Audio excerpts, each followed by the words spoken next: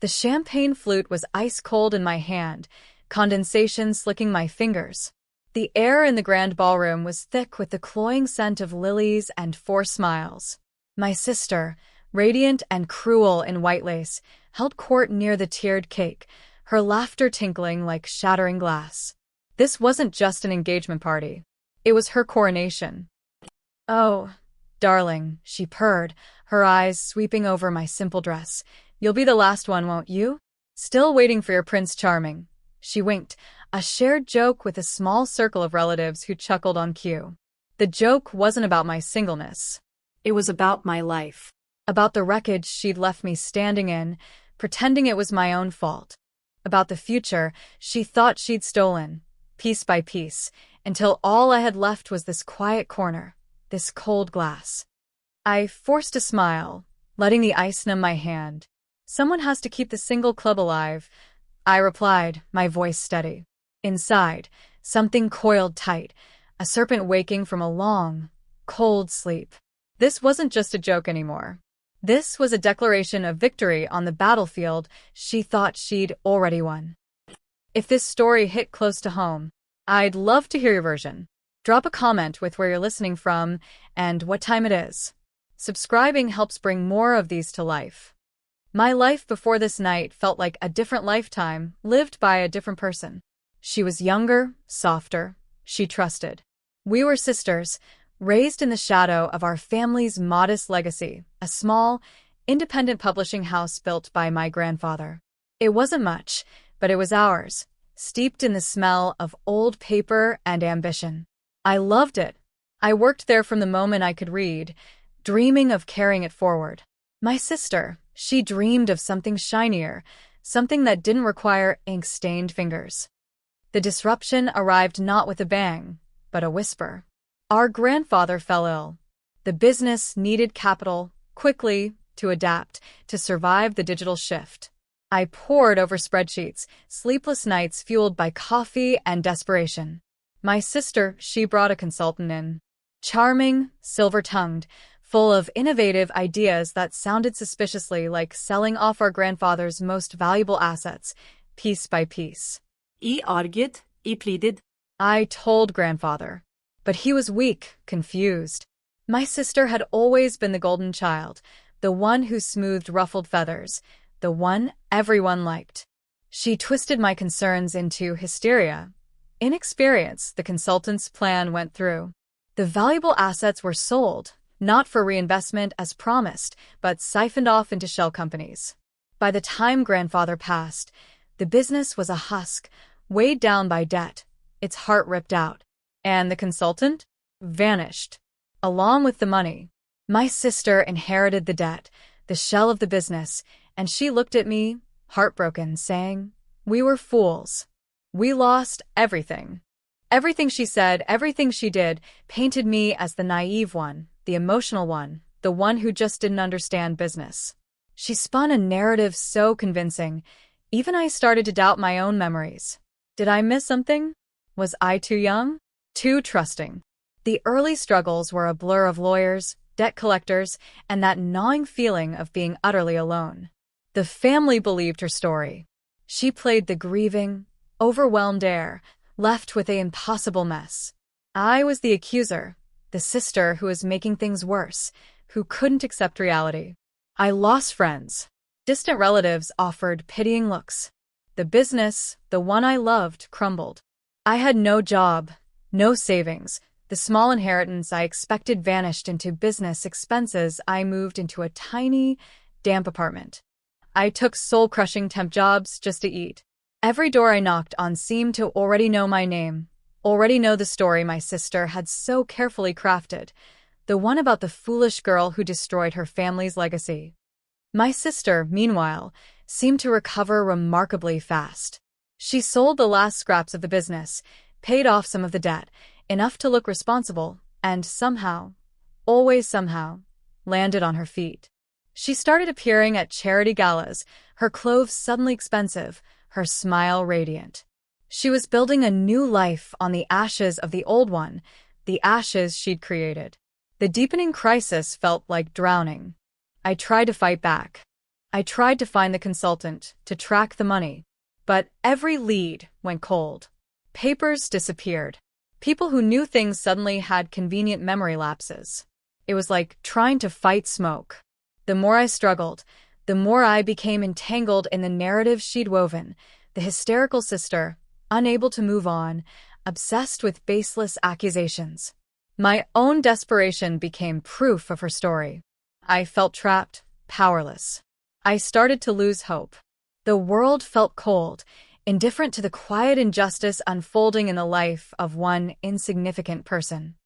Then I met David. Not in a grand setting, but at a tired coffee shop, both of us hunched over laptops, chasing freelance work. He was quiet, observant, with eyes that seemed to see more than you wanted them to. We talked about books, about dreams, about the crushing weight of expectations. Slowly, cautiously, I told him pieces of my story. Not the whole, ugly truth, not at first. Just the feeling of being misunderstood, of losing something vital. He listened. He didn't offer platitudes or easy answers. He just listened. And for the first time in years, I felt a tiny spark of connection, a flicker of something other than despair. He had a background in forensic accounting of all things. He worked for a firm that traced complex financial crimes. One evening, over lukewarm tea, he asked about the consultant's name. Just casually. I hesitated. The name felt cursed. I finally whispered it. He nodded slowly, his gaze distant. A few weeks later, he showed up with a file. Not official, not traceable back to him. Just a file. It contained offshore account numbers, shell company names, dates. Dates that matched the consultant's involvement. Dates that matched the asset sales. Dates that showed money flowing, not into the business, but into accounts with names I didn't recognize but were linked through layers of shell companies, back to addresses I did recognize. Addresses connected to people my sister suddenly started doing business with after the collapse.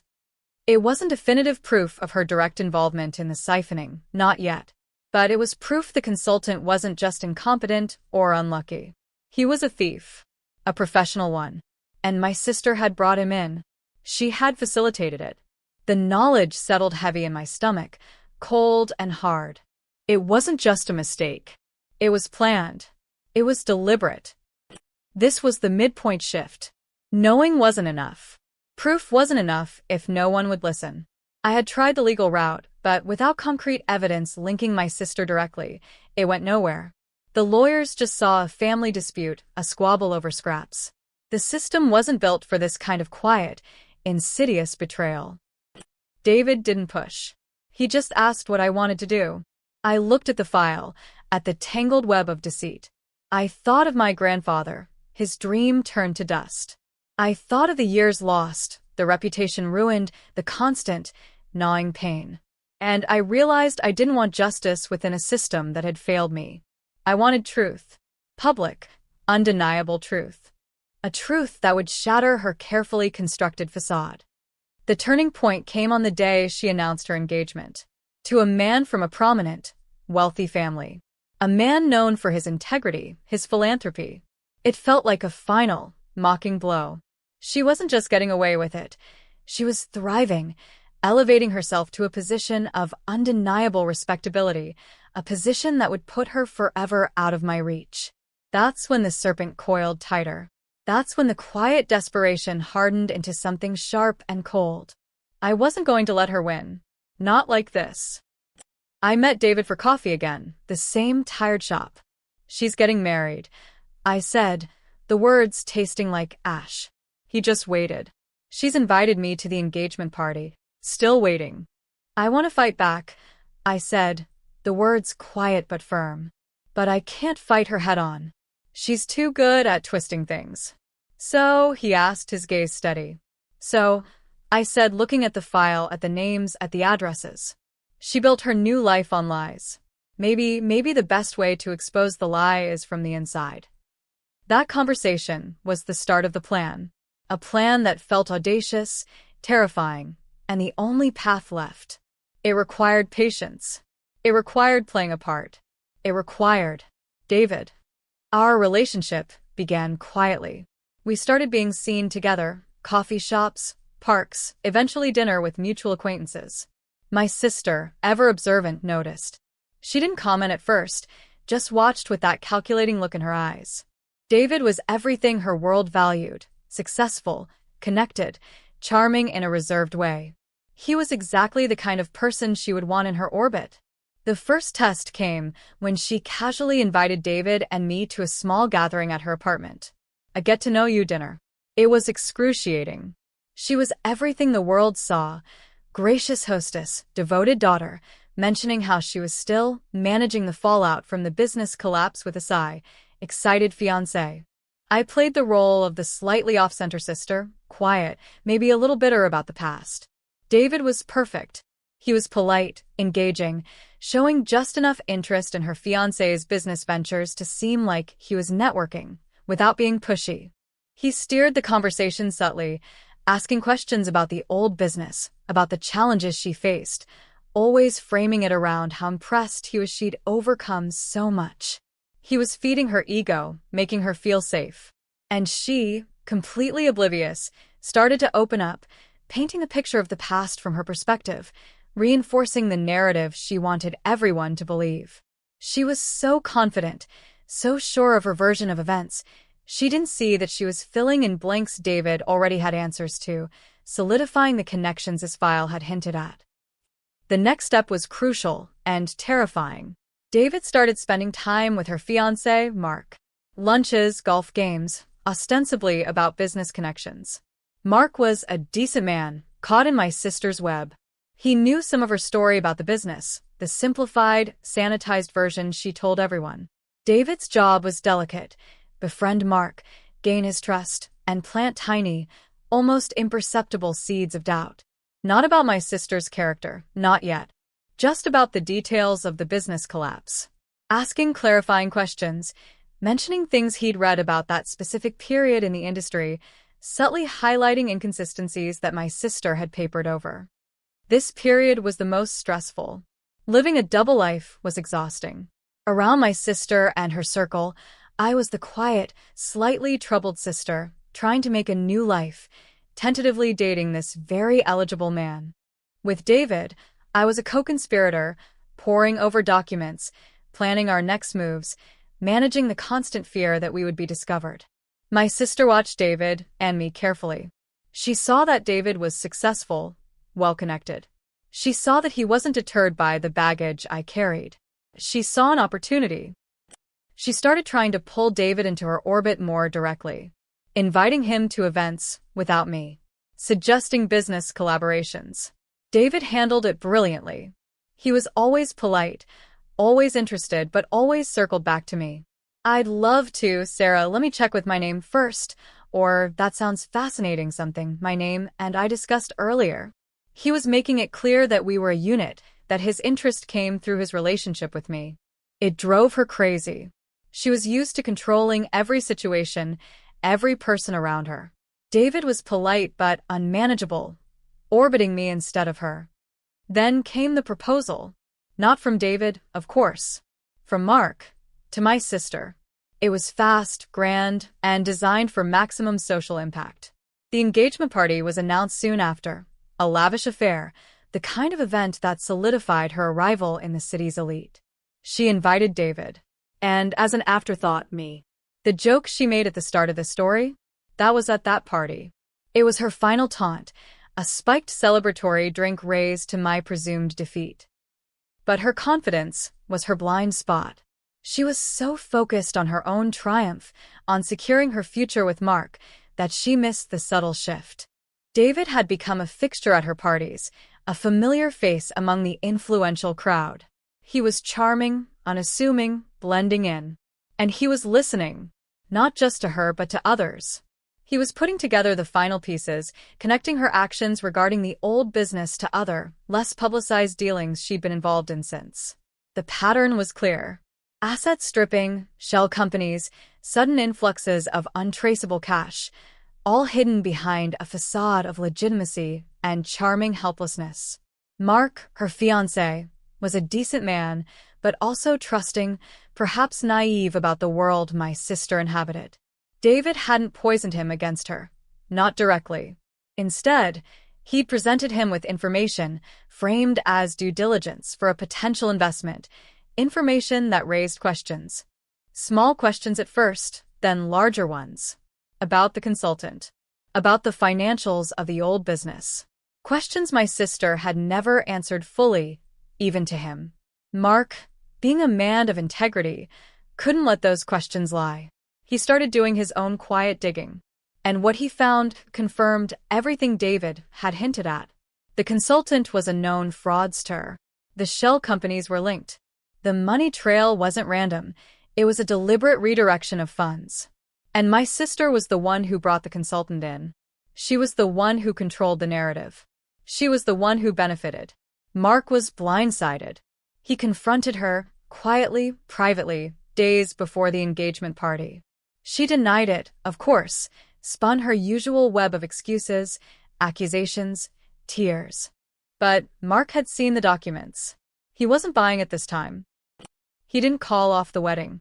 Not immediately. He was a man of principle, but also a man of reputation, and the potential scandal was immense. He needed time to process, to figure out what to do. David, sensing the shift, approached Mark with a proposal. Not ours, not initially. Just an option. A way to reveal the truth, protect his own reputation, and ensure my sister couldn't continue her pattern of deceit. The engagement party. The pinnacle of her success. The perfect stage. Mark agreed. Not because he wanted revenge, but because he couldn't live with the lie. He couldn't marry someone who had built their life on the ruin of others, especially not on the ruin of her own sister. So, I stood there, holding the cold champagne flute, listening to her make her cruel joke, watching her basking in the glow of her perceived triumph. The air crackled with anticipation, though she was the only one who knew what she was anticipating. I just smiled, a genuine smile this time, small and secret. The speeches began. Mark's father spoke, warm and proud. My sister's closest friend offered effusive praise. Then my sister, glowing, took the microphone. She spoke of her journey, the hardship of the business failure, her resilience, her gratitude to Mark for bringing joy back into her life. It was a masterful performance, polished and heartfelt. The crowd was captivated. She was painting her final stroke on the masterpiece of her fabricated life. Then it was Mark's turn. He walked to the microphone, handsome and composed. A ripple of anticipation went through the room. What romantic words would he offer? What touching tribute to his beautiful bride-to-be? He cleared his throat. His smile was gone. His eyes, fixed somewhere over the heads of the crowd, were cold. "Thank you all for being here," he began, his voice amplified throughout the silent ballroom. "This is an important night. A night for truth." A murmur went through the crowd. This wasn't the script. My sister's radiant smile faltered slightly. "I came into this relationship," Mark continued, his voice steady, "with a great deal of hope. I believed in the person I was told I was falling in love with. I believed the story I was told about the past." He paused, letting the words hang in the air. "Specifically, about the failure of the family publishing house." My sister's eyes widened. She took a step back, her hand going to her throat. The color drained from her face. "I was told it was a series of unfortunate circumstances," Mark said, his voice gaining strength. "Bad luck, a tough market, perhaps some naive management." He looked directly at my sister then, his gaze unwavering. "But I have since learned that the truth is different." He gestured to a screen near the stage. Until that moment, it had displayed a slideshow of smiling photos. Now it changed to a document. A financial ledger. "This," Mark announced, his voice clear and authoritative, "is a forensic audit report. Commissioned by me, after certain inconsistencies came to my attention." Gasps rippled through the room. My sister stood frozen, pale as the lilies. Her fiancé was doing what? On their engagement night. "This report," Mark continued, gesturing to the complex columns of numbers and names on the screen, "details the systematic siphoning of funds from family business name over a period of 18 months, coinciding with the involvement of a consultant brought in by one of its principals. It details how assets were undervalued and sold, with the proceeds routed through a series of offshore shell companies. And it details where that money ultimately went. He clicked the remote. The screen changed. Now it showed a flow chart. Arrows connecting company names, bank accounts, and finally ending at several addresses. Addresses of luxury apartments, businesses, and investment funds, all acquired after the publishing house failed. All connected through complex legal structures to accounts controlled by. The screen displayed a name. My sister's name. Silence. Absolute, suffocating silence fell over the ballroom. Every eye was on her. Her face was a mask of horror, disbelief, and dawning realization. This wasn't just a speech. This was an indictment, delivered by her fiancé. At her party. The consultant, Mark stated, his voice cold, is currently facing multiple charges in 3 countries for financial fraud. He is cooperating with authorities. His testimony, combined with the evidence in this report, leaves no doubt. He paused, letting the full weight of the words land. The publishing house wasn't destroyed by bad luck or poor management. It was looted, deliberately, by the person trusted to protect it. He looked at my sister again, his expression one of profound disappointment and disgust. Sarah, he said, his voice softer but no less damning, you didn't just destroy a business. You betrayed your family. You betrayed your grandfather's legacy. And you built your life on the ruins, and on a lie you perpetuated for years, even to me. My sister finally seemed to snap out of her paralysis. No, she shrieked, the sound tearing through the silence. He's lying. This is fabricated. She's behind this. She pointed a trembling finger at me. She's always been jealous. She's bitter about the past. This is her revenge. But it was too late. The elegant crowd wasn't looking at me. They were looking at the screen, at the names, at the flow chart of betrayal. They were looking at Mark, his face a mask of betrayed integrity. And they were looking at her, her carefully constructed composure shattered, her accusations sounding shrill and desperate against the cold, hard facts on the screen. Mark didn't even look at me. He looked at the stunned faces in the crowd.